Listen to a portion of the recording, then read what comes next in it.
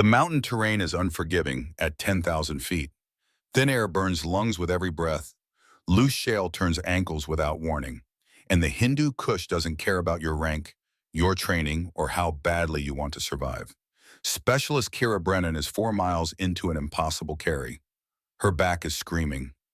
Something tore 20 minutes ago, a muscle or ligament giving way under sustained load that the human body was never designed to bear. Each step sends fire up her spine. Her legs are shaking, locked in cramps that won't release. The man on her back weighs 220 pounds with gear. She weighs 120, soaking wet. Petty Officer First Class Dalton Cross is bleeding out from shrapnel wounds across his left side. He's 6'3" of wounded Navy SEAL drifting in and out of consciousness, trying to understand how someone half his size is carrying him through terrain that would break most men without any load at all. Behind them, shot in, enemy voices echo off the rocks. Coordination in Pashto, methodical search patterns, getting closer. Kira adjusts her grip, ignores the fresh wave of pain from her back, and keeps moving. One step, then another, because stopping isn't an option she's willing to accept. Dalton's voice comes out weak, confused by blood loss and pain. This is impossible. Physics. You can't. Kira's response comes through gritted teeth, each word timed with a step. Watch me. Prove physics wrong. But before we show you how she did the impossible, you need to know who they underestimated. Because what happened on that mountain didn't start with an ambush. It started 14 years earlier in a different set of mountains with a different kind of test. Montana, October 1998. The Rockies in early winter. Snow dusting the high peaks, air crisp enough to make breathing hurt. Kira Brennan is 14 years old, following her father through timber that thins out at 7,500 feet. Connor Brennan moves like a man who knows mountains because mountains are where he learned to be a soldier. Army Ranger Gulf War veteran.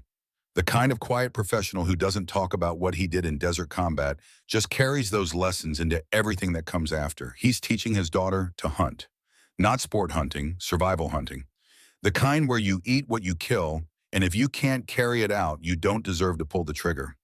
They've been tracking this bull elk for 3 days. Early morning movements, feeding patterns, bedding areas. Connor teaching patience, observation. The kind of field craft that separates people who talk about hunting from people who fill their freezers. The shot comes at dawn, 200 yards across a canyon. Kira's rifle, Connor's guidance. The bull drops clean. No suffering. Respect for the animal, the respect for the taking of life. 400 pounds of meat and bone lying in a canyon 6 miles from camp. No roads, no ATVs, no easy way out. Connor Field dresses the animal with practiced efficiency, teaching anatomy with his knife. Shows Kira where to cut, how to separate quarters, how to wrap meat to keep it clean. When he's done, there are 4 quarters each, close to 100 pounds. Plus backstraps, tenderloins, smaller cuts. Kira looks at the meat, then at the terrain they'll have to cross. 6 miles of steep mountain country. Her father is watching her, reading the calculation in her eyes. We'll make 2 trips, she says. Carry half today, cash, the rest come back tomorrow. Connor shakes his head. 1 trip? Dad, there's 400 pounds here. We can't. You killed it, you carry it. That's the rule. Kira stares at her father, understanding this isn't about the elk anymore. This is a test. The kind of test that Rangers give where the mission isn't just possible, it's designed to push you past where you think you can go. Connor hands her a pack frame. You'll take the hind quarter, 100 pounds, maybe more. I'll take the rest. I can't carry 100 pounds 6 miles. Can't is a decision. Your body doesn't make decisions. Your mind does. Rangers learn that at Benning, learn it again in every operation that matters. Pain is information, not orders. Your body tells you what's happening. You decide what to do about it. Kira looks at the quarter, then at the mountain, then at her father. Sees something in his expression that makes her understand this moment matters, not just for hunting, for everything that comes after. She helps him load the quarter onto her pack frame. The weight settles across her shoulders like a physical blow. Her knees buckle slightly before she locks them. Connor is watching without helping, letting her figure out the mechanics. How to position the load. How to use her hips, her core, her skeletal structure, instead of just muscle strength. When she starts walking, every step is agony. The weight presses down through shoulders that aren't developed enough for this. Her legs burn after 50 meters. After 200, she's convinced she can't make it to 500. After 500, 6 miles seems mathematically impossible. But Connor walks beside her, not helping, not carrying her load, just present. And every time she thinks about stopping, about asking him to take the weight, she remembers what he said. Pain is information, not orders. Her shoulders are screaming information about stress and strain. Her legs are sending urgent messages about lactic acid and muscle fiber recruitment. Her back is providing detailed reports about load distribution and spinal compression. All of it is information. None of it is orders. She keeps walking. One step, then another, then another. Not thinking about 6 miles, just thinking about the next step. Then the step after that, building a rhythm, finding a pace that her body can maintain even when her mind says it can't. They reach camp after dark. 6 hours of sustained carryover terrain that has no mercy for mistakes. Kira drops the pack frame and collapses. Can't stand, can't move. Just lies there ever, muscle shaking, body in complete rebellion against what she just forced it to do. Connor kneels beside her, and for the first time all day, there's approval in his voice. You know what you just learned? Kira can barely form words. That I can carry 100 pounds 6 miles. No, you learned that the limit you think you have isn't real. Your body has capacity you don't know about until you need it. Today you needed it. You found it. That's the lesson Rangers learn. That's what kept me alive in the Gulf. Knowing that when everything says quit, you can still take one more step. He helps her sit up, hands her water. Remember this feeling. Remember that you did something you thought was impossible. Because someday someone will tell you that you can't do something. They'll have good reasons. Physics, biology, common sense. You'll look at the math and agree it's impossible. And then you'll do it anyway because you'll remember carrying that elk out of these mountains when you were 14 years old. Kira drinks the water and looks at her father. Doesn't fully understand yet, but the lesson is planted, settling into muscle memory, into the deep wiring that will matter years later when the stakes are higher than meat and pride. That was 14 years ago. The lesson stayed. Forward to 2006. Kira is 18, standing in a recruiting office in Billings, Montana. High school is done. College is possible, but doesn't feel right. The mountains taught her something about herself, about capacity and will, and what happens when you refuse to quit. She wants to test that in a bigger arena. The recruiter asks what job she wants. Kira looks at the list of military occupational specialties and picks 13B, Field Artillery Cannoneer. The recruiter, a sergeant who's seen a lot of female recruits pick combat support jobs, asks if she's sure. It's heavy work, humping rounds all day in the heat. Physical standards are high. Kira thinks about 100-pound elk quarters in 6 miles of mountain terrain. I can carry heavy things a long way. What else matters? Basic training at Fort Sill is exactly what her father prepared her for. Physical challenges that are designed to break people who don't have the right internal wiring. Kira doesn't break.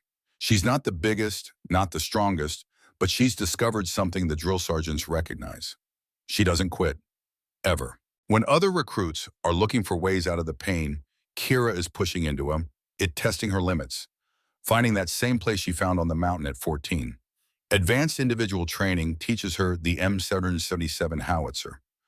155 millimeter rounds, 95 pounds each. Loading them in 100-degree heat, sustained fire missions, the kind of physical punishment that weeds out people who don't have real commitment. Kira thrives, not because she's naturally gifted, but because she's already learned the lesson. Pain is information, the heat is information, the weight is information. None of it gives orders. Deployment comes in 2007. Iraq, the surge period when artillery units are working around the clock providing fire support. Kira spends 13 months humping 95-pound rounds, sometimes 40 rounds, in a fire mission, hundreds of tons of high explosive across a deployment where every day is physical punishment. She's good at her job, respected by her team. The men she works with stop seeing gender after the first month, start seeing competence.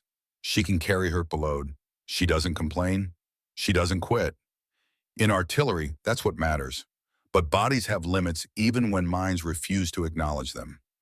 By month 11, Kira's back is sending messages that aren't just information anymore. Stress fractures in her lower spine, muscle damage from sustained heavy lifting, the kind of injury that happens when you push past capacity for too long. Medical evacuation to Germany, surgery, recovery.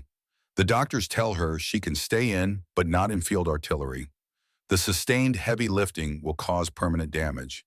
She needs to retrain into something that won't destroy her spine before she's 30. Sitting in a hospital bed in Landstuhl, Kira has to make a choice.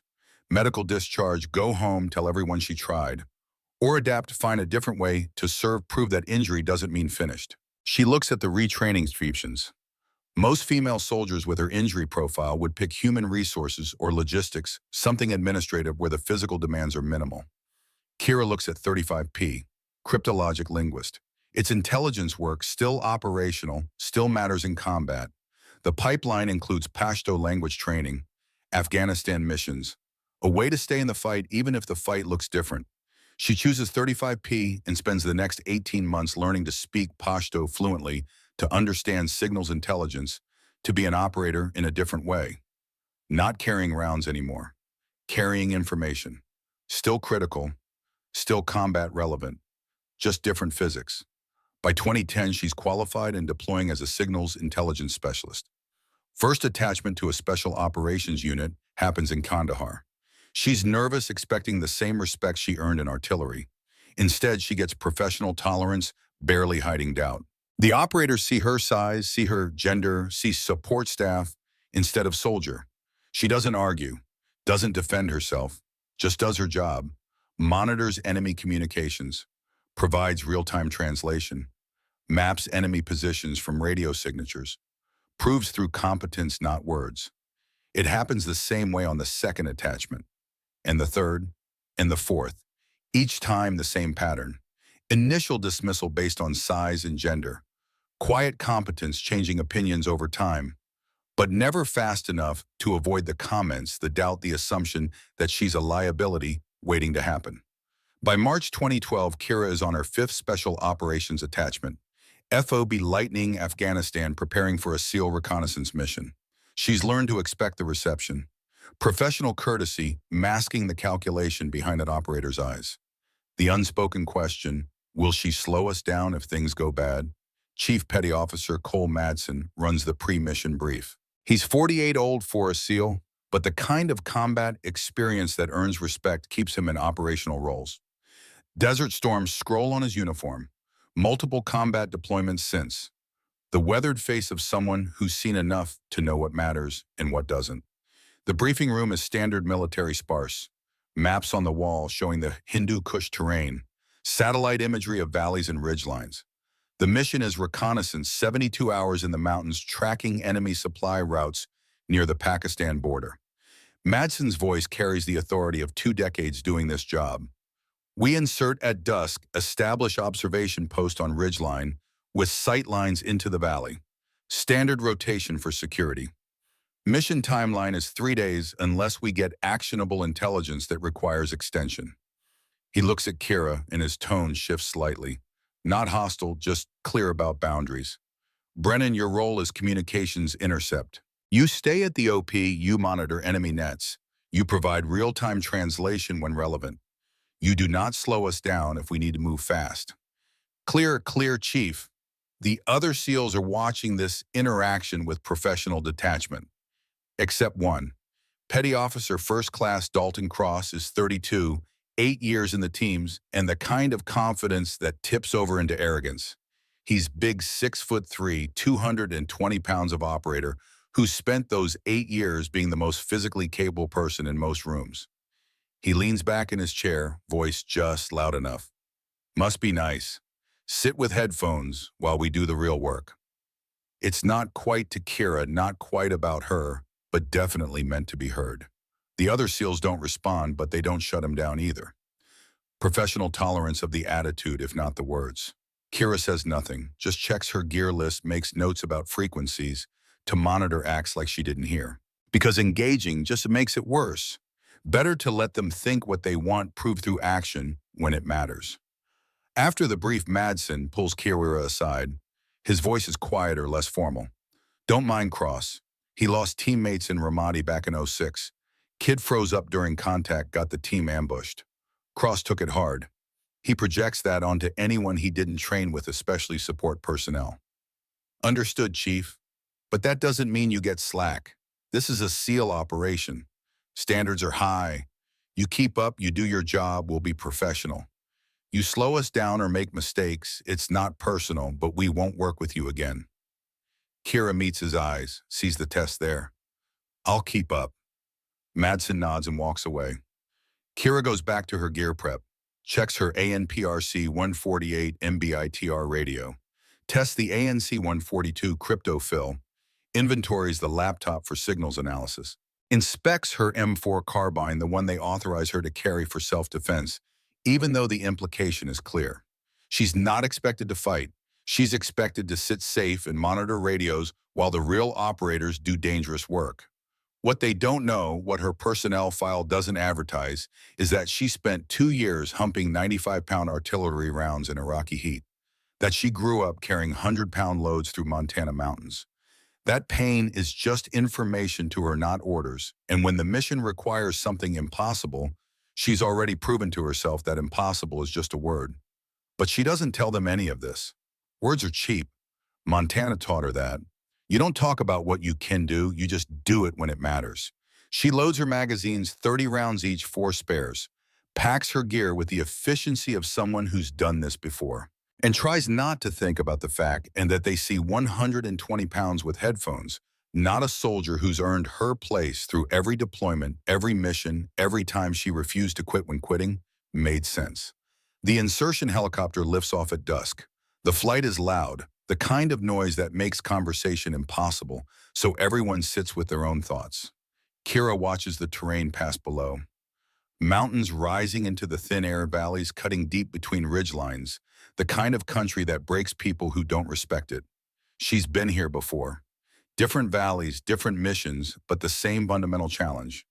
Operate in terrain that offers no mercy against an enemy that knows this ground better than any American ever will, with teammates who are measuring whether she belongs. The bird drops them on a ridgeline at 10,000 feet. The air is immediately different, thin enough that breathing takes conscious effort. They move through darkness with practiced efficiency.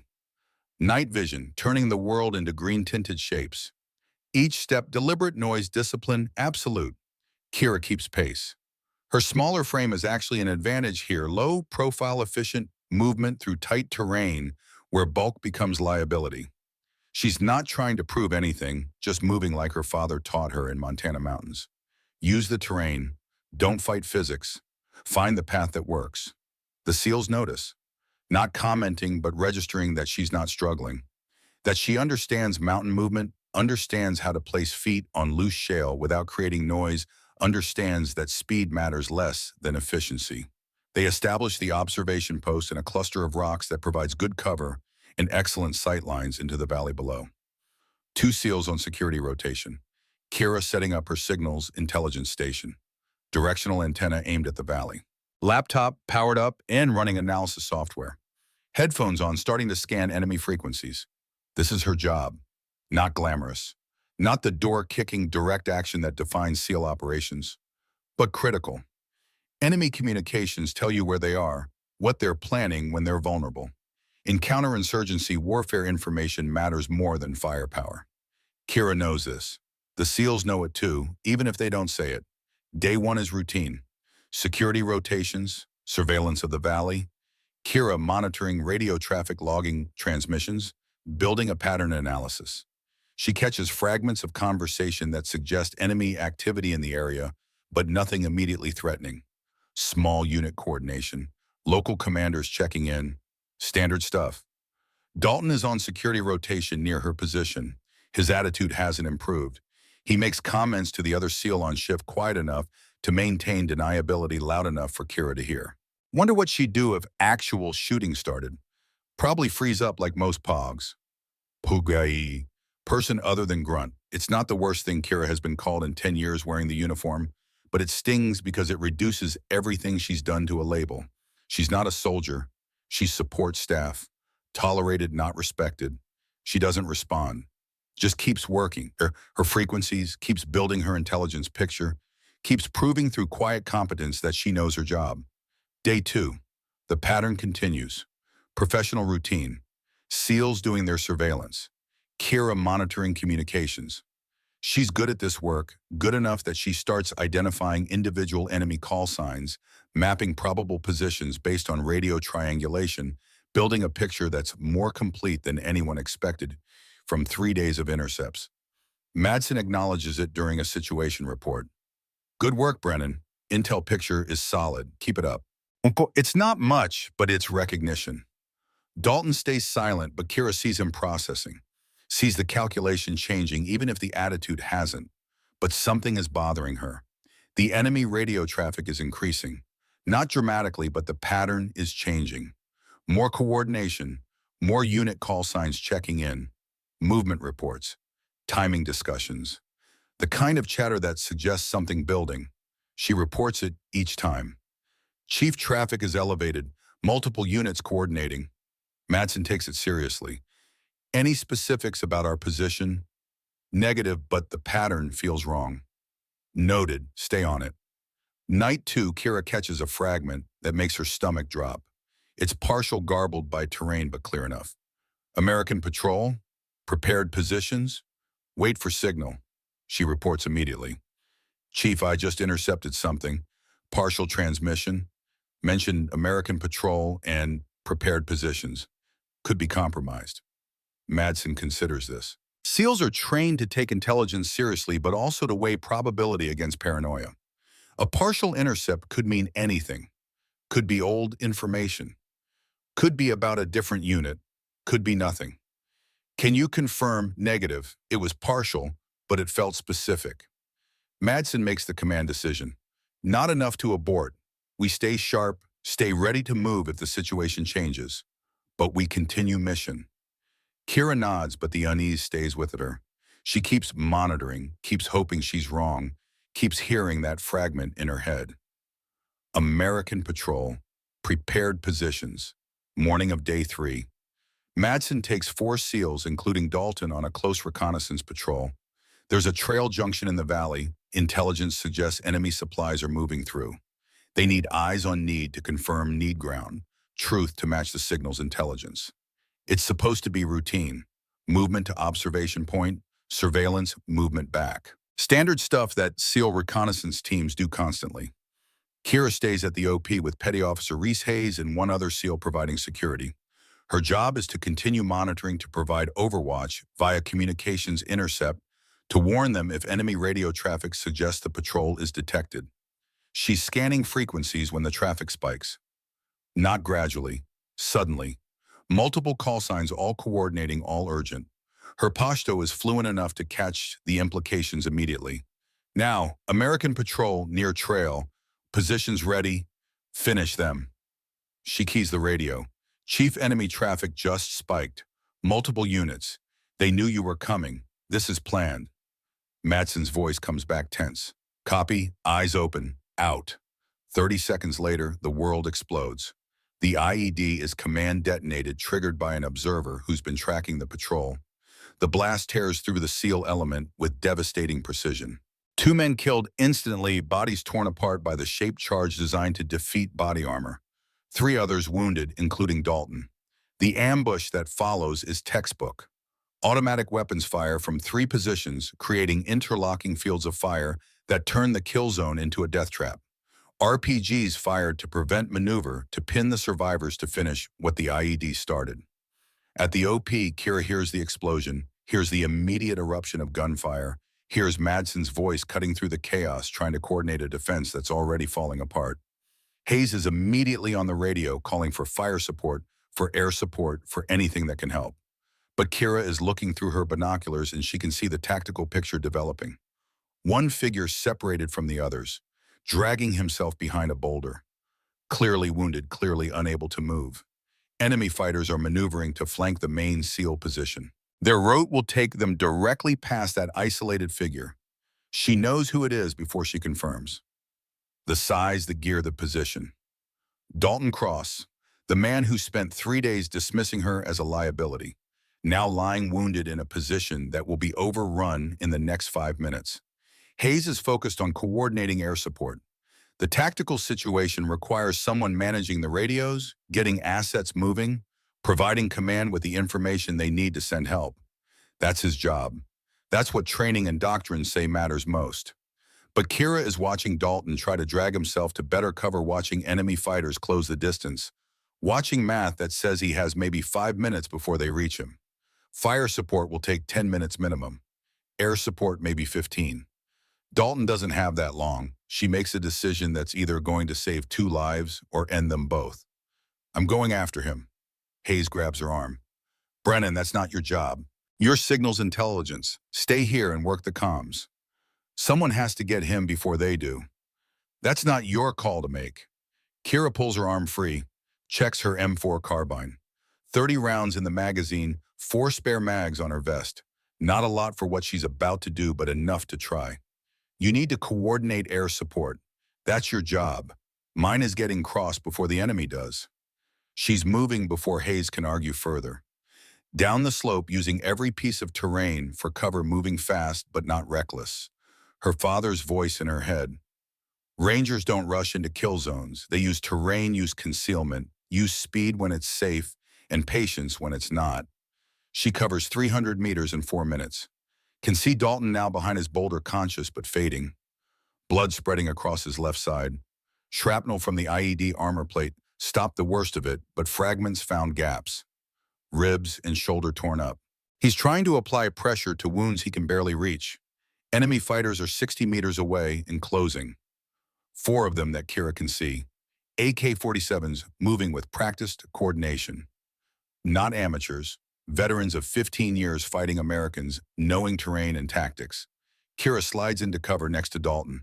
His eyes are struggling to focus, pain and blood loss making everything hazy. Recognition comes slowly. Brennan, what the hell are you doing here? Saving your ass, cross. Can you walk? Can barely move. Left side is shredded. Automatic weapons fire cracks overhead. Enemy fighters have spotted movement firing at their position. Rounds impact rock, spray fragments, the kind of fire that says they're close and getting closer. Kira risks a glance over the rocks. Counts 4 fighters now 50 meters out, moving tactically using cover. They're professionals. They know wounded Americans can't go far. They're going to overrun this position and finish the job. She checks Dalton's wounds, bad but not immediately fatal.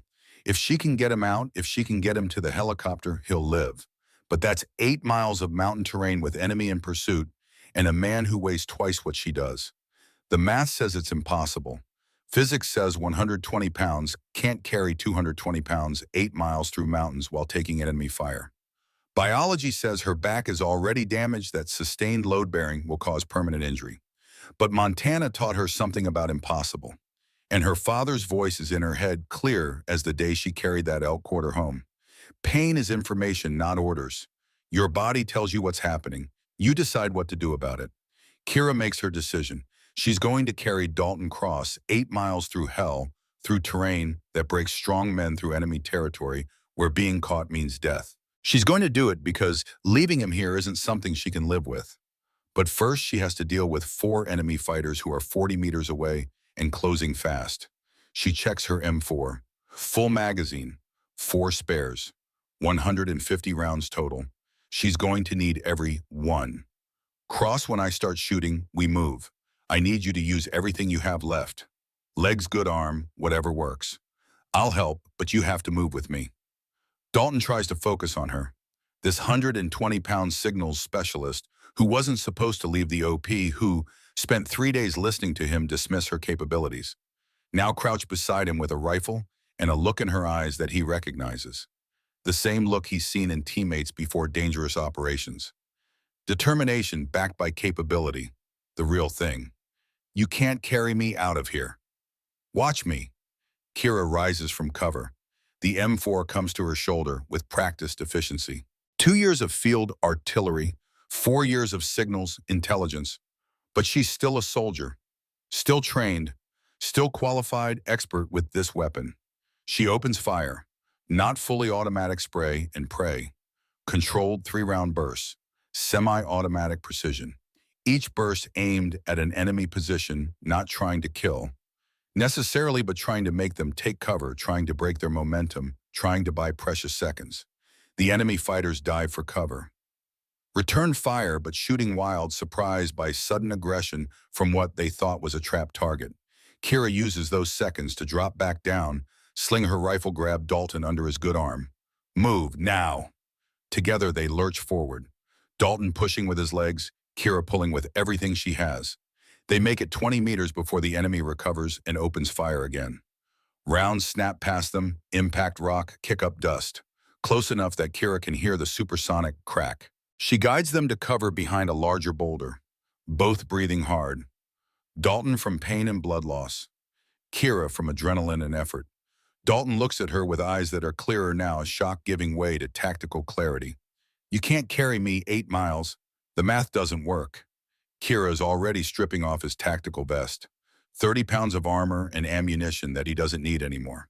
She takes his remaining magazines, his water consolidates what matters. Leaves the rest. The math doesn't have to work. I just have to make it work anyway. She positions him on her back. Modified Ranger carry, his good arm over her shoulder, her arms hooked under his knees, his weight distributed across her shoulders and hips using skeletal structure instead of just muscle strength. It's brutally heavy, her knees buckle before she locks them. Her back immediately protests, sending urgent messages about load distribution and stress. But she leans forward, engages her core, finds the position where bone carries weight instead of tissue. Dalton's voice is weak, disbelieving. This is insane. Kira takes her first step, then another, each one agony, each one possible. Hold on tight, Cross. Stay conscious. If you pass out, we both die. She starts moving, away from the enemy, away from the kill zone, toward extraction 8 miles distant through terrain that will test every lesson she learned in Montana mountains 14 years ago. Behind them, enemy voices coordinate pursuit. Ahead, nothing but rock and altitude and distance. Inside her, a 14-year-old girl's voice reminding her that impossible is just a word. Pain is information, not orders. And Kira Brennan has never been good at following orders that don't make sense. She keeps walking. The first 100 meters are baptism by fire. Every step sends jolts of pain through Dalton's wounds, making him grunt and curse against Kira's shoulder. Her legs are already burning back, screaming protest at the unnatural weight distribution. But she keeps moving one step at a time, using terrain features to help. Descending slopes where gravity assists. Choosing routes that offer maximum cover from the enemy fighters who are somewhere behind them, coordinating their search. Kira's training kicks in, overriding the pain, signals flooding her nervous system. Field artillery taught her sustained physical punishment. Montana taught her mental fortitude. Now both lessons combine into forward momentum that defies the math, saying this is impossible. She adjusts Dalton's position, slightly redistributing weight. The modified Ranger carry keeps his mass centered over her hips and spine, but it requires constant micro-adjustments. Shift left when right shoulder burns too much. Lean forward more when lower back starts to spasm. It's dynamic load management, the kind of thing you can't teach in a classroom, only learn through experience. Dalton's consciousness is fading in and out. During one lucid moment, he tries to understand what's happening. Brennan, you're carrying, how is this? Kira's voice comes out steady despite the exertion. She's controlling her breathing, timing words with steps. It's called leverage cross and refusing to accept impossible. Behind them, she can hear enemy voices. They're speaking Pashto, coordinating their search. Her linguistic training means she understands every word. They know Americans are wounded. They know extraction will be attempted. They're spreading out to find the trail, to cut off escape routes, to finish what the ambush started. Kira chooses a route that takes them through a boulder field. Harder terrain, more obstacles, but also more concealment. The rocks break up, sight lines make tracking difficult. She moves through them like she's threading a needle, each step deliberate, using her smaller frame to advantage. 20 minutes into the carry, she has to stop. Her legs are shaking, breathing ragged, despite her attempts at control. She lowers Dalton as gently as possible behind a cluster of rocks that provide good cover, checks his wounds while catching her breath, still bleeding but not arterial. The shrapnel wounds are bad but survivable if she can get him to medical care. His face is pale with blood loss, but he's conscious. That's good. Unconscious patients are dead weight in ways that conscious ones aren't. His ability to hold on to help even minimally makes the difference between possible and impossible. Dalton's voice is weak but clear. Leave me. You can move faster alone. Get to the extraction point. Send help back. Kira pulls out her radio, checks if they have gained enough altitude to punch through the terrain interference. Static, still too deep in the mountains. She activates her emergency beacon instead. The signal will tell overhead assets they're alive and moving, but it won't give her two-way communication. And what happens when the enemy finds you in the next 10 minutes? I'll take some of them with me. I've still got my sidearm. 3 magazines, I can make them pay for it. Kira looks at him, sees the calculation in his eyes.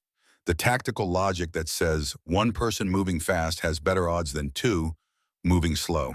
In pure mathematics, he's right. But mathematics doesn't account for the human variable. The part that says leaving teammates behind isn't something soldiers do when there's any other option. That's not how this ends. She can hear the enemy getting closer. Voices echoing off the rocks maybe 200 meters away now. They're searching methodically, knowing wounded Americans can't have gone far. Professional hunters who've been doing this for years. Kira makes a decision that's either tactically brilliant or suicidally stupid. She positions Dalton behind the best cover available, hands him his Sig Sauer P226 and 2 spare magazines. Stay quiet, stay hidden, I'm going to lead them away. Before he can protest, she's moving, deliberately making noise, creating a trail that leads away from his position. She moves 50 meters, then opens fire on the enemy positions with controlled bursts that announce her location while forcing them to take cover. The enemy takes the bait. She can hear the shift in their voices, the excitement of contact, the coordination as they pivot to pursue this new threat. They're converging on her position, weapons ready, thinking they've found their target. Kira uses the terrain expertly. She appears just long enough to draw them further away, then disappears into the rocks. She's smaller, faster in this tight terrain, and she knows exactly where she's going while they're searching blind. It's a deadly game of cat and mouse, and she's outnumbered at least 4-1, but she has advantages they don't. She leads them 300 meters away from Dalton's position, then goes to ground in a crevice between rocks. Controls her breathing, makes herself small. The enemy fighters pass within 10 meters, voices frustrated that they've lost her trail. She can smell their cigarette smoke, hear their footsteps on loose shale, feel the vibration through rock as they search. They're speaking rapidly in Pashto. One voice is different from the others, giving orders with authority. Former Afghan National Army, she realizes. Someone who knows U.S. tactics, who's fought Americans before. That makes him dangerous in ways the others aren't. The commander is analyzing the situation.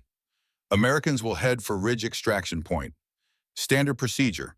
We don't chase them through rocks. We get ahead of them, cut them off where they have to cross open ground. Kira's blood runs cold. He's right. The direct route to the extraction point requires crossing an exposed ridgeline. If they get there first, set up an ambush, she and Dalton are finished. She needs to change routes, add distance, but avoid the trap.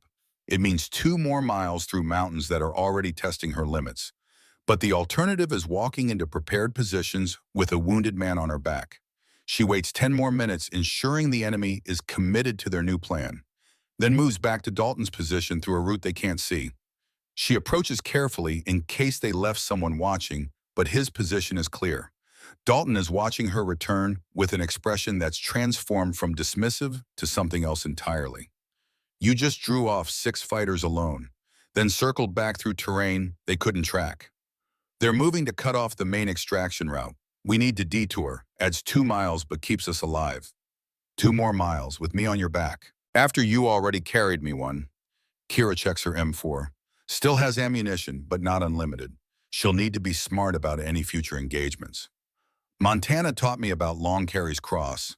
This isn't my first time moving heavy loads through mountains. It's just the first time the load can bleed out if I'm not fast enough. She helps him back into the modified Ranger carry position. The weight settling across her shoulders feels heavier. Now her muscles already fatigued, but she leans forward and starts moving. Her body is protesting, but protest is just information. The order to keep moving comes from her mind, and her mind doesn't negotiate with muscle fatigue. The next hour is a blur of sustained agony. Kira carries Dalton through terrain that would be challenging without any load. She falls once, managing to protect him from the impact by taking the fall on her hip and shoulder. The bruises will be spectacular, but nothing breaks. She gets back up and keeps moving. Her legs are beyond burning now. They're locked in a state of sustained effort that feels like running on broken glass. Each step is individually painful, but she's learned to separate pain sensation from forward movement. The pain exists, the movement continues. They're related but not causally connected. Dalton drifts in and out of consciousness. During one lucid period, he asked the question that's been bothering him. Why you don't owe me anything? I haven't exactly been welcoming. 3 days of treating you like you didn't belong, and now you're destroying yourself to save me.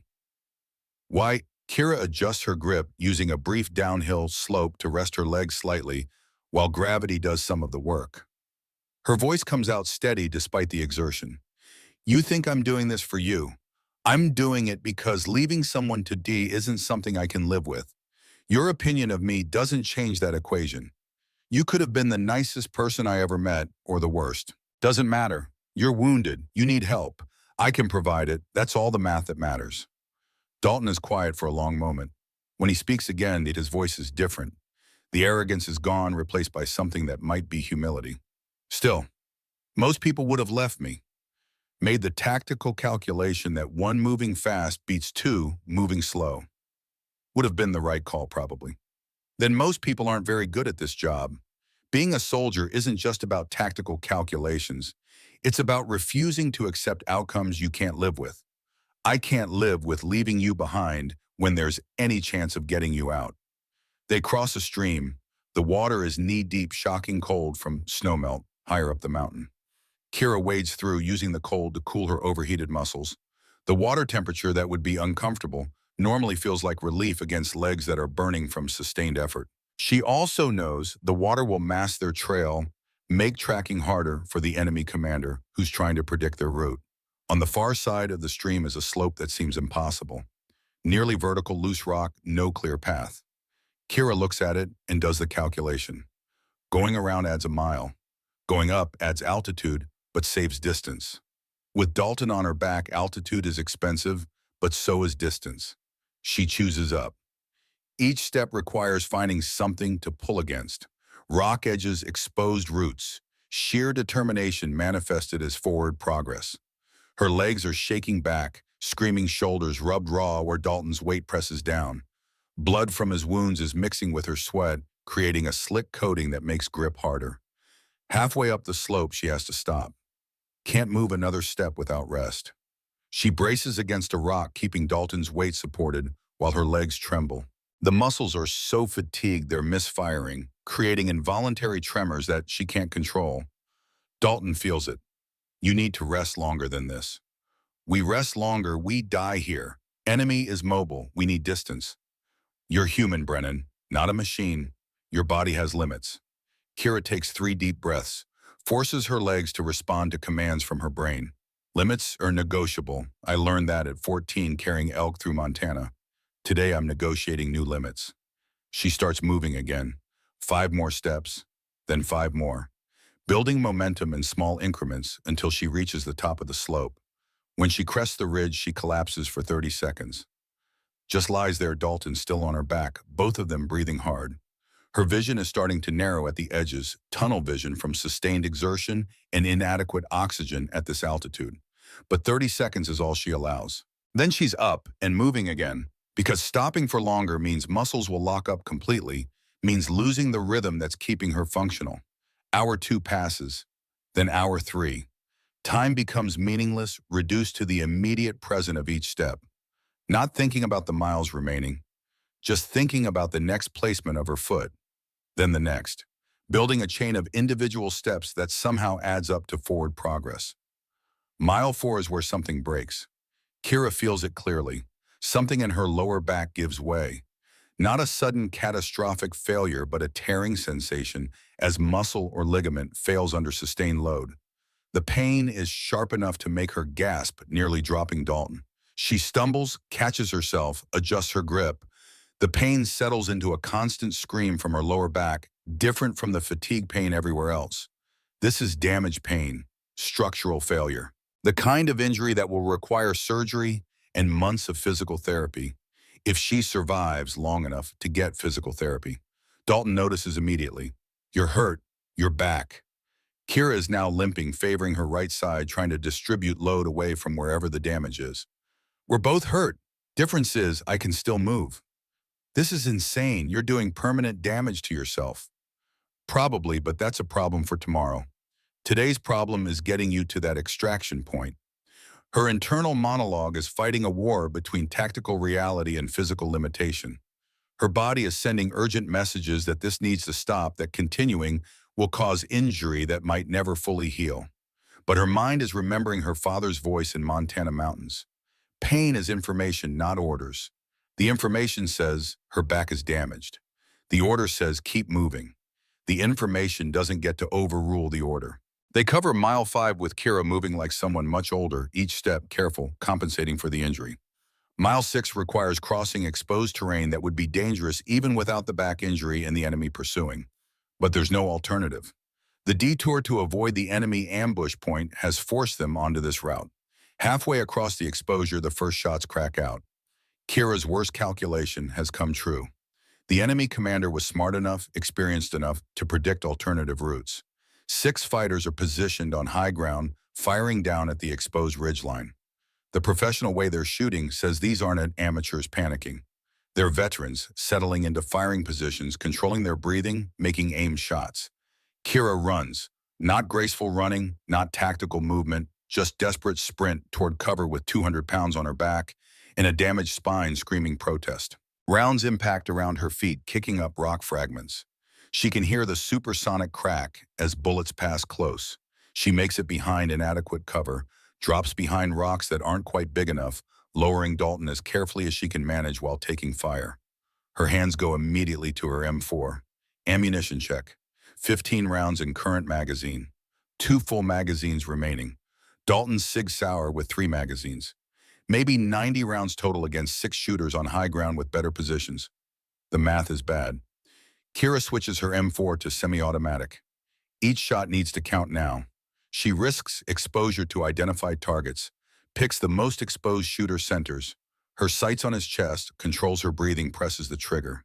The recoil is familiar, comfortable. She's shot expert with this weapon, every qualification since basic training. The fighter drops. Center mass hit immediate effect. The others take cover, firing discipline degrading as they process that the pinned American is shooting back effectively. Kira engages a second target. Shoulder hit not fatal, but takes him out of the fight. He's spinning, going down, no longer a threat. But they're advancing, professional fire and maneuver. One team shoots while another moves. They're going to overrun her position through sheer tactical competence. She can slow them, can make them pay for it, but she can't stop 6 shooters with 90 rounds and no support. Then she hears it, the sound that changes everything. Helicopter rotors, coming fast, low altitude, combat profile. The AH-64D Apache attack helicopter crests the adjacent ridge like divine intervention manifested in turbine engines and weapon systems. Its sensors have been tracking the firefight, FLAR thermal imaging, showing the entire tactical picture in ways that human eyes can't match. The pilot's voice crackles over Kira's radio. Ground element taking fire, this is Apache 2-1, we have eyes on your position. Can you mark hostile positions? Kira's hands are shaking now, adrenaline dump combining with exhaustion. She pulls out the PEQ-15 infrared laser designator attached to her M4, points it at the enemy positions. The beam is invisible to naked eyes but clear as daylight through the Apache's sensor suite. Hostiles marked. Danger close. We're 30 meters south of the beam. Copy ground element. We're hot. Keep your heads down. The M230 chain gun erupts. The sound isn't like anything else in warfare.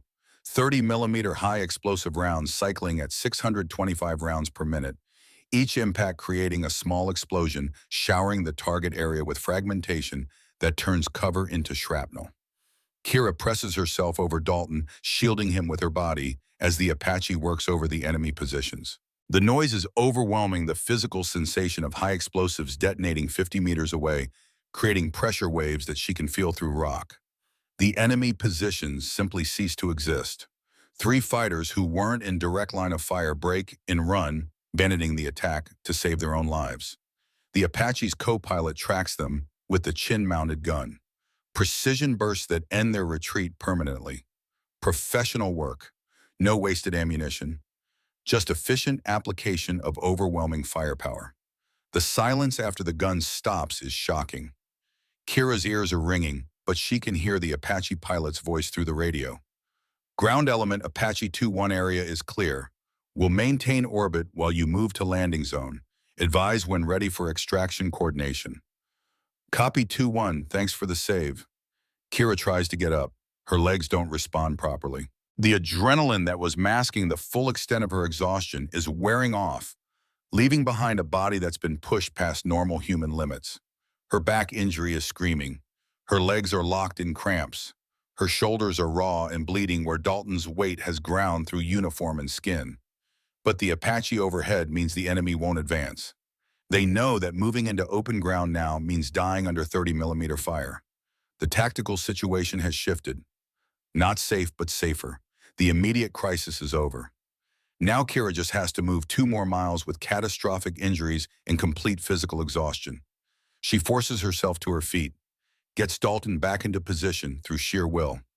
Her body is in full rebellion now, every system sending urgent shutdown messages. But shutdown isn't an option. Not yet. Not with 2 miles remaining. That was close, Dalton mutters, more alert after the adrenaline of being shot at. Too close. We need to move while they're scattered. Kira starts walking. Calling it walking is generous. She's stumbling forward, each step requiring conscious effort to command legs that barely respond. Her back has moved past pain into numbness, which is somehow more concerning. Numbness suggests nerve involvement, suggests damage that might be permanent. Mile 7 is a nightmare. Kira falls twice, both times unable to protect Dalton properly. He takes impacts that make him cry out, reopening wounds that had started to clot. But she keeps getting back up, keeps moving. Because stopping means dying, and dying isn't acceptable while forward progress remains possible. Her vision is narrowing again. Tunnel vision from exhaustion and pain, and sheer stubborn refusal to acknowledge physical limits.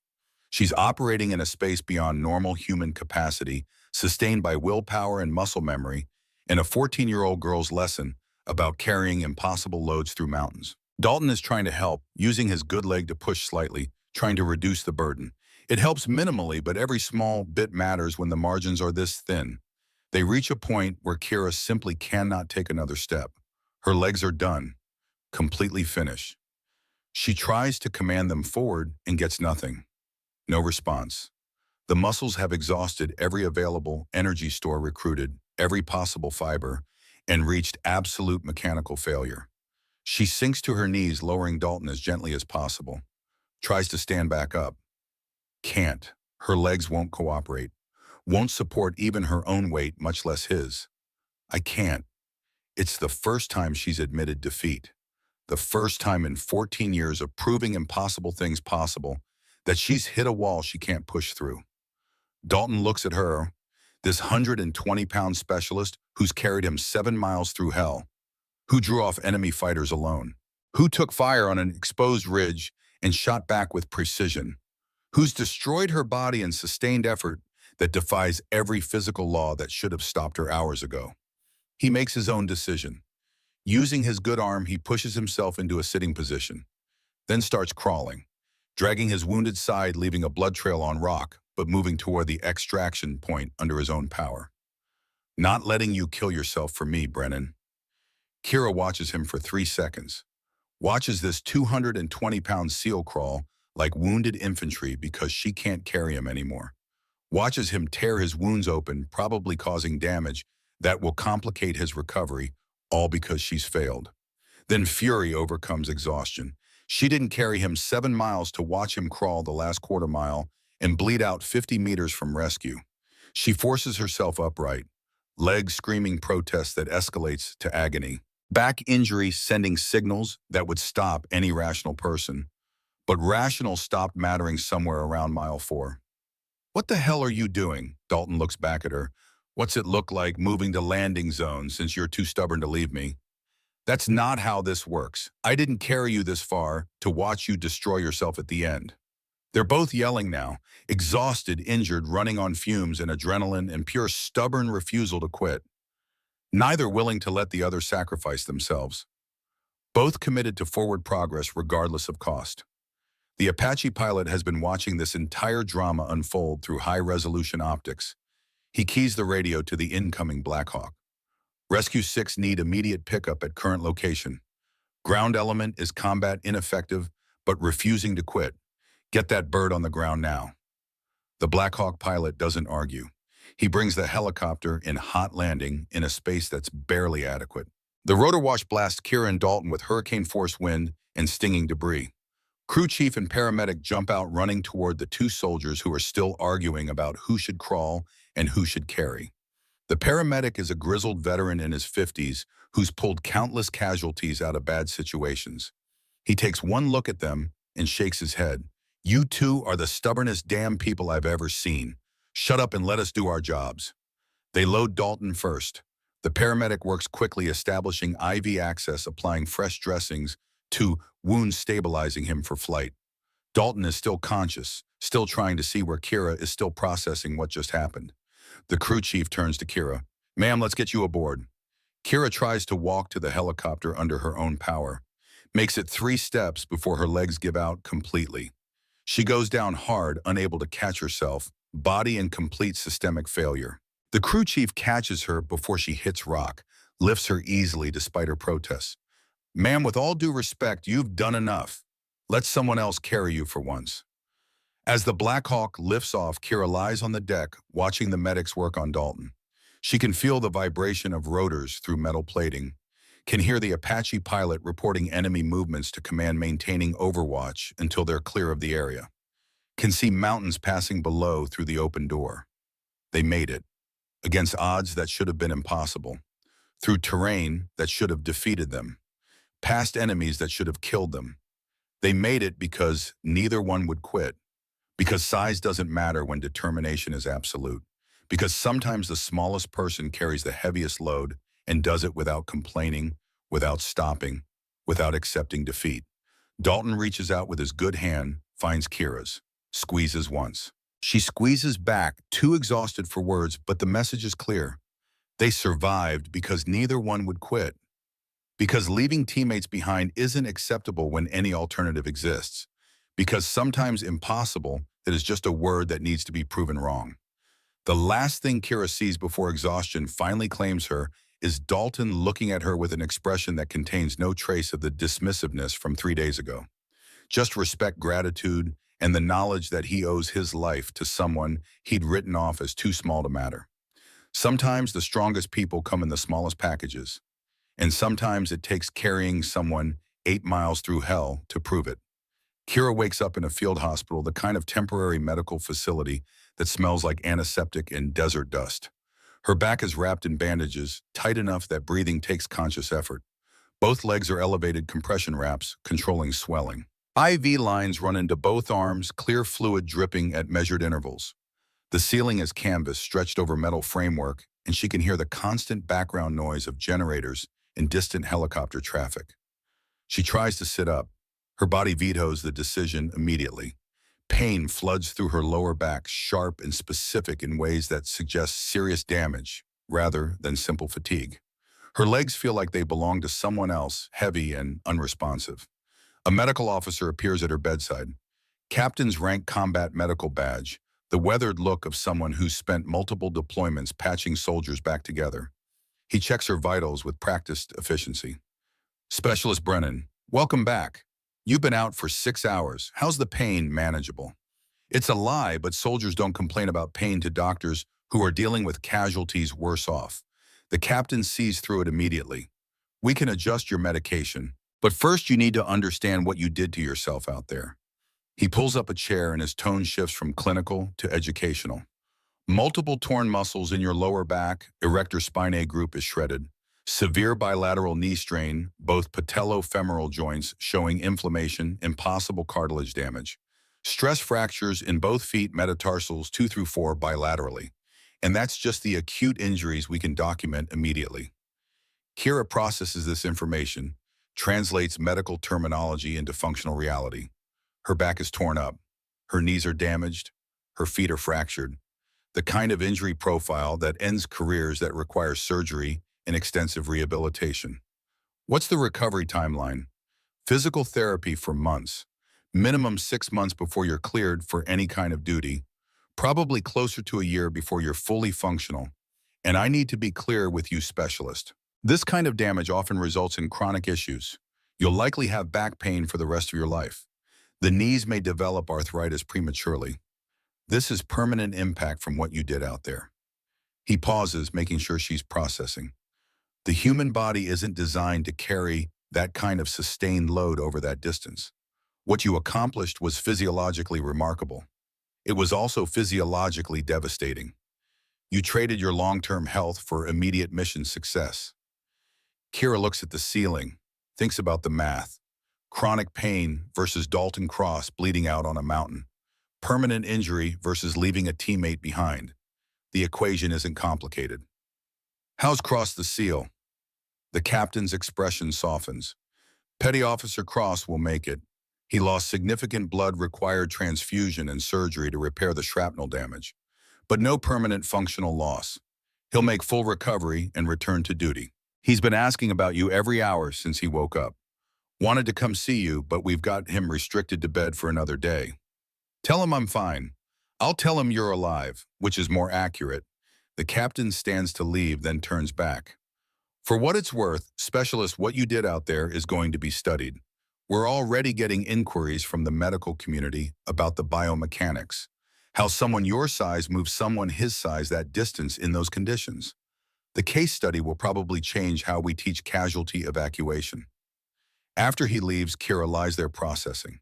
She accomplished the mission, got Dalton out alive, proved that impossible is negotiable when the stakes are high enough.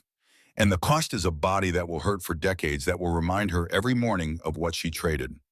She thinks about Montana, about her father teaching her that pain is information, not orders. Wonders if he knew when he taught that lesson how far she'd push the principle. Wonders if he'd be proud or concerned that she took his Ranger philosophy and applied it until her body broke. Probably both.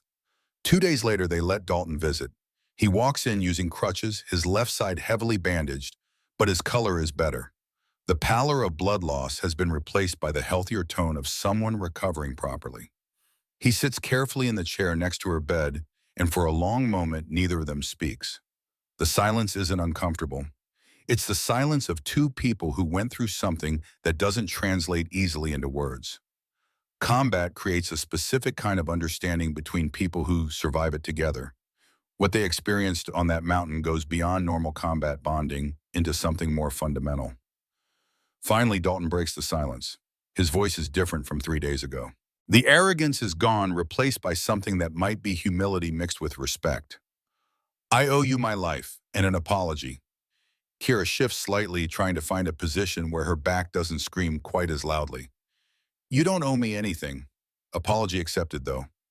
No, I need to say this. What you did out there, I wouldn't have thought it was possible. The physics alone shouldn't work. Carrying someone nearly twice your weight 8 miles through mountains while injured and taking fire.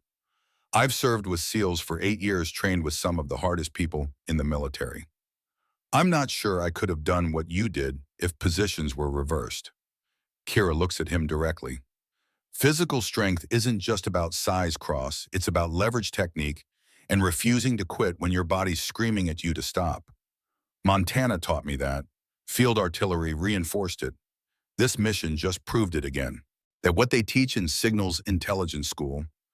A slight smile crosses Kira's face despite the pain. No, learned that carrying elk quarters out of Montana backcountry when I was 14. My dad was Army Ranger, served Gulf War. He taught me the Ranger's motto doesn't just apply in combat. Rangers lead the way. Pain doesn't stop you. Quitting stops you. That determination transfers to anything that matters. Dalton processes this, recontextualizes everything he thought he knew about the small specialist he dismissed 3 days ago. Your file doesn't mention Montana, doesn't mention growing up hunting, just shows the MOS transfers, the deployments, the qualifications. Files show what's required. They don't show who someone is. You saw Pog with headphones. I didn't argue because arguing doesn't change minds. Only action changes minds. So I waited for action to matter, then did what needed doing. Dalton nods slowly. Then his expression shifts, becomes more serious. I need to tell you something. Need you to understand why I was the way I was. It's not an excuse, but it's context. He shifts his weight, grimacing as the movement pulls at his injuries. Ramadi 2006, I was new to the team, still proving myself. We had this kid attached to us, fresh from training as support personnel like you. Radio operator, he seemed solid in training, but when contact happened, he froze. Complete paralysis. Couldn't function. And because he froze, our communications went down at exactly the wrong moment. We got ambushed, lost 2 teammates because we couldn't coordinate our response effectively. His voice is tight, the memory clearly painful. I blamed him, blamed the command structure that attached untested support personnel to operator teams. Started projecting that onto anyone who wasn't operator qualified, anyone who came to us from support roles. It wasn't fair, wasn't logical, but loss makes you irrational sometimes. Kira listens without interrupting, understanding the psychological wound that created his behavior. You're nothing like that kid, Brennan. You're tougher than half the SEALs I've served with. What you did out there proves something I should have known from watching you those 3 days. Size doesn't determine capability. Will determines capability, and you've got will that most people can't comprehend. Toughness isn't about size, Cross, it's about not quitting. When quitting would be easier. When staying in the fight costs you everything. That's when you find out who's really tough. Dalton reaches into his pocket, pulls out a small object. The flash drive that was in his chest pocket during the carry. The classified intelligence that raised the stakes beyond just his life. You protected this along with me. The intel on here led to 3 successful operations that took down enemy networks. Because you got me out, this information got back to command. Missions succeeded. Lives were saved, not just mine. Dozens of people who will never know your name are alive because you refused to quit on that mountain. He places the drive on her bedside table. The team wants you in for a silver star. Chief Madsen is writing the citation personally. I'm co-signing it. The citation describes what you did in clinical language, but anyone reading it will understand. Entered kill zone alone under fire. Suppressed enemy combatants. Carried wounded teammate 8 miles through hostile territory while injured. Secured classified material. Textbook valor above and beyond the call of duty. Kira looks at the flash drive. Thinks about how many times she wanted to stop during that carry. How many moments she considered the math and thought maybe Dalton was right about leaving him behind. How close she came to accepting defeat. I was just doing my job. No, Dalton's voice is firm. Your job was to monitor radio frequencies at the OP. What you did was way beyond that. You made tactical decisions under fire. You executed a 1-person rescue operation in enemy territory. You carried a casualty under conditions that should have been impossible. That kind of courage, that kind of character, that's what medals are for. 3 months later, Fort Bragg. Kira stands in formation, wearing her dress uniform, back still aching despite months of physical therapy, knees still protesting every position change. The physical therapist was right about chronic issues. She wakes up every morning with pain that reminds her of what she traded on that mountain. Some mornings she needs 20 minutes of stretching just to walk normally. The prognosis says this is her new normal. Permanent impact from temporary action. But she's standing, walking, functioning. The doctors said 6 months minimum before she'd be cleared for any duty. She's made it in 4 through stubborn refusal to accept their timelines. The parade ground is full. Dress uniforms families the formal ceremony that the military uses to recognize extraordinary action. Kira's family flew in from Montana. Her father stands in the crowd wearing a suit that doesn't quite fit his ranger's frame, but his expression shows pride that doesn't need words.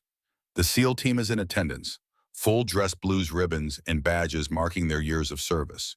Dalton stands at attention, no longer needing crutches, recovered enough to return to duty.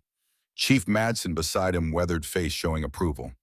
The entire team that once dismissed her is now witnessing her recognition. The general approaches, Stars on his shoulders, career's worth of ribbons on his chest. He reads the citation aloud in the clinical military language, somehow makes the action more real. For conspicuous gallantry and intrepidity at the risk of her life above and beyond the call of duty.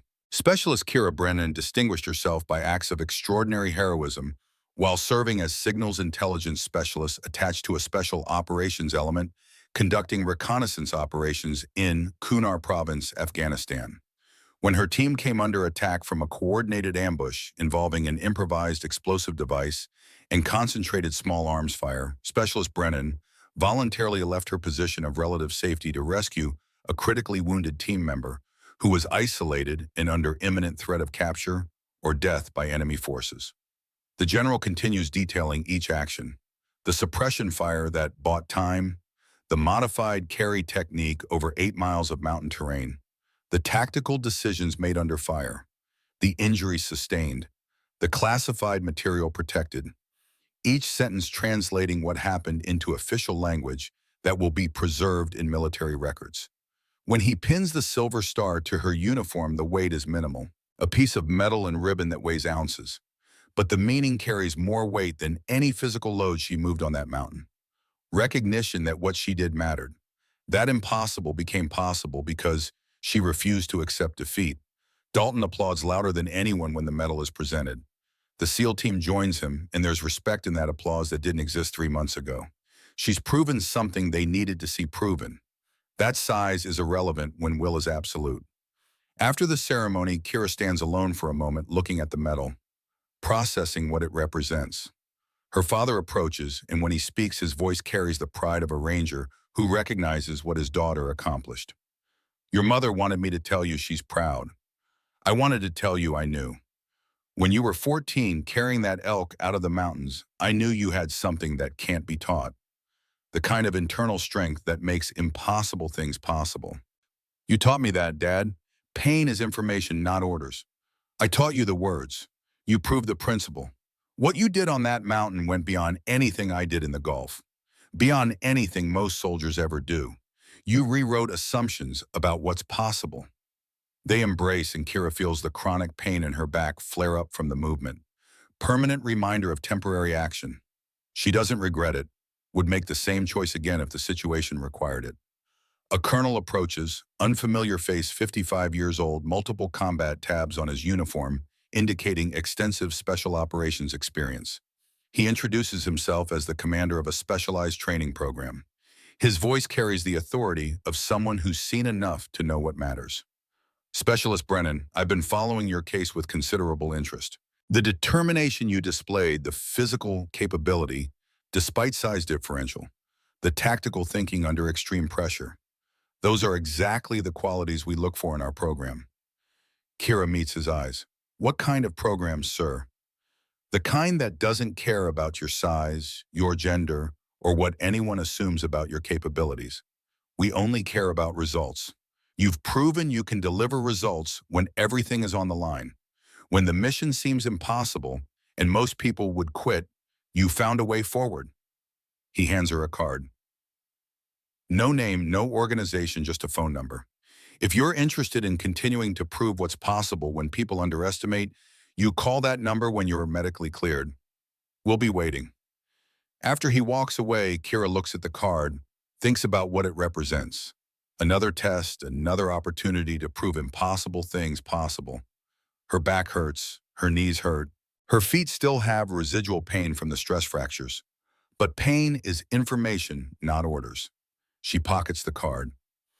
6 months later, Kira runs through an obstacle course designed to break candidates who don't have the right combination of strength endurance and pure, stubborn refusal to quit. The course is part of a selection process that she can't discuss for a program that doesn't officially exist, leading to opportunities that will never appear in her service record. She's one of 3 women in a class of 40 candidates, the only one under 5'6", surrounded by men who have 50 pounds and 6 inches on her. The same dynamic she's faced her entire military career. The same assumptions about size determining capability. The rope climb with 60-pound pack should favor the bigger candidates. More upper body strength, longer reach, physical advantages that math says matter. But Kira learned something on a Montana mountain at 14, reinforced it carrying artillery rounds in Iraq, proved it carrying Dalton through Afghanistan. Technique matters more than size. Leverage matters more than strength. Will matters more than physical advantages. She attacks the rope using efficient technique, legs doing most of the work, core engaged arms just stabilizing. The 60-pound pack is heavy, but she's carried heavier. 8 miles with 220 pounds on her back taught her things about load management that these candidates haven't learned yet.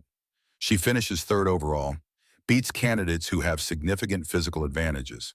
The instructors are watching, making notes, evaluating not just physical performance but mental approach.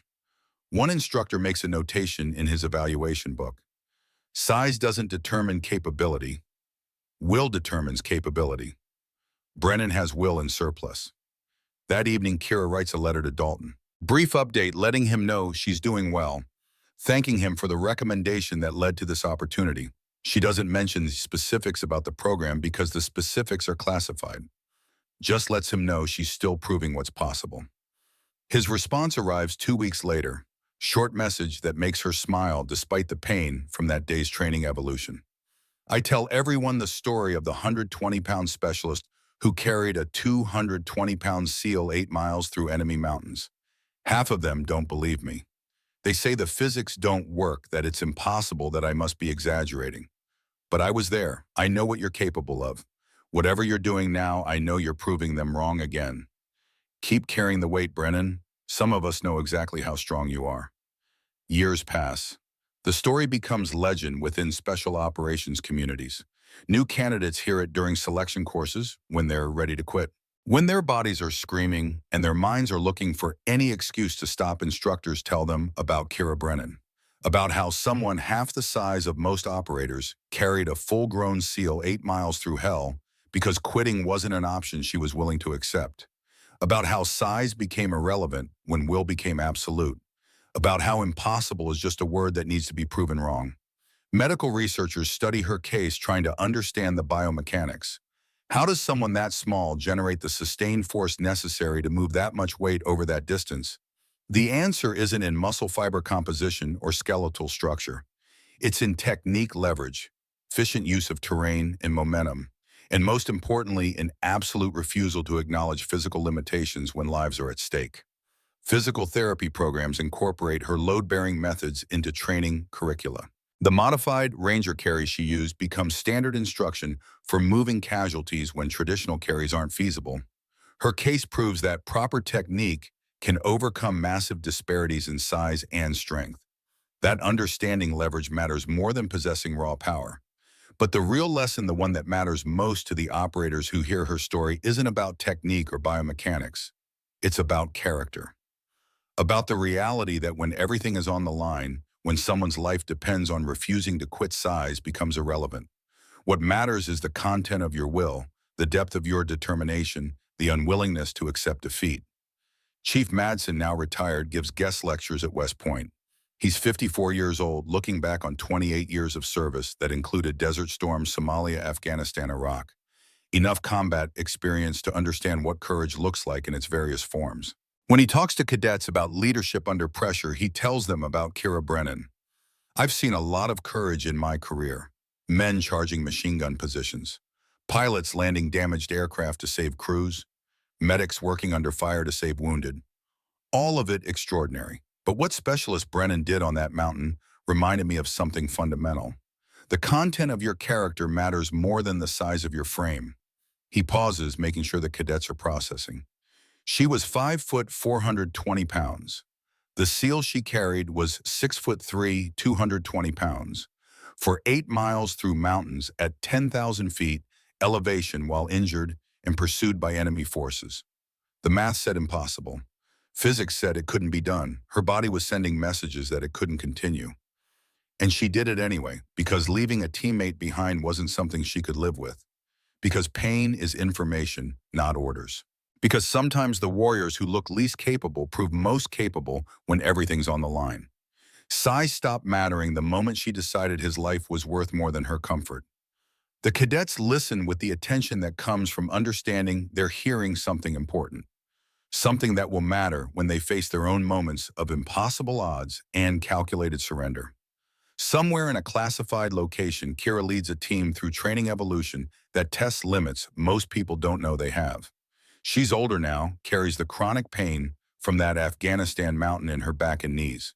Some mornings require extra stretching, extra preparation, accepting that her body remembers what she traded for mission success. But she's still operational, still proving what's possible, still teaching younger operators that size is irrelevant when will is absolute. She doesn't talk much about Afghanistan, doesn't need to. The people who need to know the story already know it. The ones who don't know wouldn't understand anyway. Dalton, still with his SEAL team, tells the story to a new guy who's doubting whether the female intelligence specialist attached to their unit belongs on operations. The new guy listens with the skepticism of someone who thinks he knows how things work. That's impossible. The physics don't support it. She couldn't have carried him that far. Dalton looks at him with the expression of someone who's learned important lessons through experience. That's what I thought too. I spent 3 days dismissing her as too small to matter.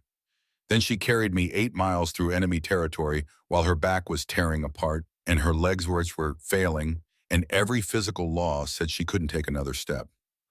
The physics said impossible. She proved physics negotiable.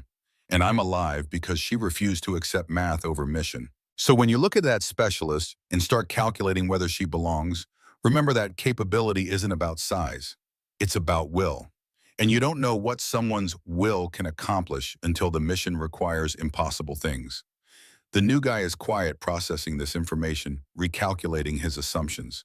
Somewhere in Montana, a 14-year-old girl's learning to hunt elk with her father, learning to carry heavy loads through mountain terrain, learning that pain is information, not orders, learning lessons that might matter decades later when impossible situations require impossible actions.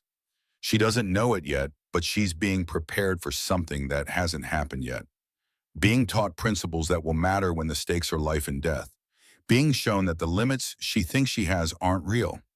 That capability extends beyond what size and strength suggest. That will determine what's possible more than any physical measurement. The story continues, not because it ended, but because it became something larger than one mission in Afghanistan. It became proof. Evidence that impossible is negotiable. That size is irrelevant when determination is absolute. That leaving someone behind isn't acceptable when any alternative exists. Kira Brennan proved that on a mountain in Afghanistan in 2012, carrying 220 pounds of wounded SEAL through 8 miles of enemy territory, destroying her body in the process, trading her long-term health for immediate mission success, making a choice that most people would consider irrational. And in doing so, she rewrote the assumptions about what's possible, about who gets to be tough, about whether size matters when will is infinite, about what happens when someone small enough to be dismissed decides they're strong enough to matter. Pain is information, not orders. The body tells you what's happening. The mind decides what to do about it. Kira decided that Dalton Cross was going to survive that mountain. The information her body provided about impossibility and injury and failure didn't change that decision. She just carried the weight, one step at a time, through terrain that should have stopped her, past injuries that should have defeated her, beyond limits that should have been absolute, until impossible became historical fact, until physics bent to will, until a 120-pound specialist proved that strength isn't measured in pounds and inches. It's measured in refusal to quit when quitting makes sense, in commitment to teammates that overrides self-preservation, in willingness to trade everything for mission success. That's the story. That's the legacy. That's what gets told to new operators when they're ready to quit during selection, when the pain is overwhelming and the mission seems impossible and surrender looks rational. Remember Kira Brennan. Remember that impossible is just a word. Remember that size doesn't matter when will is absolute. And keep moving forward, one step at a time, until impossible becomes accomplished, until the mission succeeds, until you prove what everyone said couldn't be done, because that's what warriors do. Not the biggest warriors, not the strongest warriors, but the ones who refuse to quit when quitting would be easier, the ones who carry the weight,